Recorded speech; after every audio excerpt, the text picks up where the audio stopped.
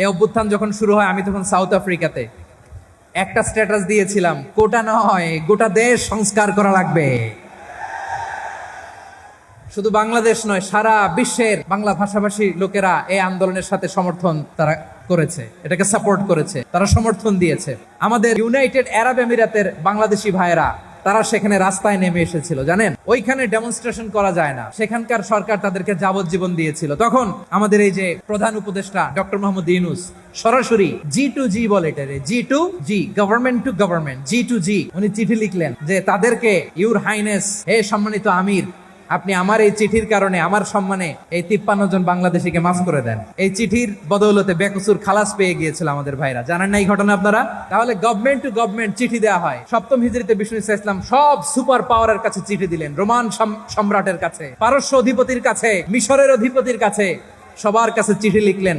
চিঠির ভাষা ছিল এরকম, মিন মুহাম্মাদিন রাসূলিল্লাহ ইলা মুকাওকিস আযীমিল কিবত, মুহাম্মদ রাসূলুল্লাহর পক্ষ থেকে মিশরের বাদশার কাছে, আসলিম তাসলাম, ইসলাম মানো শান্তিতে থাকবা, সালামুন আলা মান ইত্তাবা আল হুদা, শান্তি তার জন্য যে হেদায়েতের অনুসরণ করে। সুবহানাল্লাহ পড়েন। তো এই চিঠি অনেকে ভালোভাবে রিসিভ করেছে, অনেকে এই চিঠি পাওয়ার পরে নবীর কাছে আবার ইন রিটার্ন উপহার পাঠিয়েছে।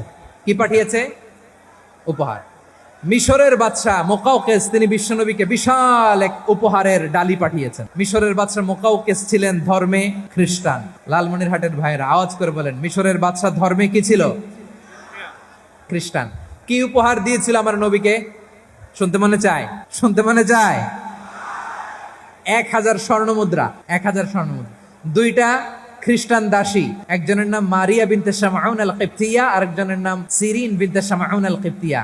একজন খ্রিস্টান দাস 20 স্থান কাপড় জামা বানানোর জন্য, আমরা নবী যেন সেলাই করে জামা বানাতে পারে এজন্য 20 স্থান কাপড়, 20 স্থান ফাইন গার্মেন্ট। সুবহানাল্লাহ পড়বেন না? এরপরে একটা গাধা যেটার নাম ছিল উফাইর, আর একটা খচ্চর, এটার নাম ছিল দুলদুল। খচ্চর চিনেন? গাধা আর ঘোড়ার ক্রসিং এ যে প্রাণীটা দুনিয়াতে আসে ওটার খচ্চর বলে। তো এই যে সুপার পাওয়ার খ্রিস্টান বাদশার কাছে নবী চিঠি লিখলেন, ওই খ্রিস্টান বাদশাহ আমার নবীকে উপহার দিল, বিশ্বনবী এই উপহারগুলো সানন্দে গ্রহণ করেছে। সুবহানাল্লাহ পড়বেন না? তাহলে অমুসলিম কেউ যদি আপনাকে উপহার দেয়, হালাল উপহার হলে আপনি গ্রহণ করতে পারবেন। অনুরূপভাবে পারস্যের বাদশাহ, রোম সম্রাট বিশ্বনবীকে উপহার পাঠিয়েছেন, আমার নবী সবগুলো উপহার গিফট গ্রহণ করেছেন। সুবহানাল্লাহ বলেন। তাহলে প্রিয় লালমনিরহাট, আওয়াজ করে বলুন, ইসলাম কি ন্যারো মাইন্ডেড রিলিজিয়ন না ব্রড মাইন্ডেড? আম্মাজান আয়েশার কাছে মাসালা জানতে চায় মেয়েরা, হে আম্মাজান, অগ্নি উপাসকেরা তাদের সময় আমাদেরকে পাখি দেয়, নেওয়া যাবে? উনি বললেন, ওরা জবাই করে দিলে নেওয়া যাবে না, কিন্তু ওরা যদি ফলমূল এরকম খাবার দেয় এগুলো নেওয়া যাবে।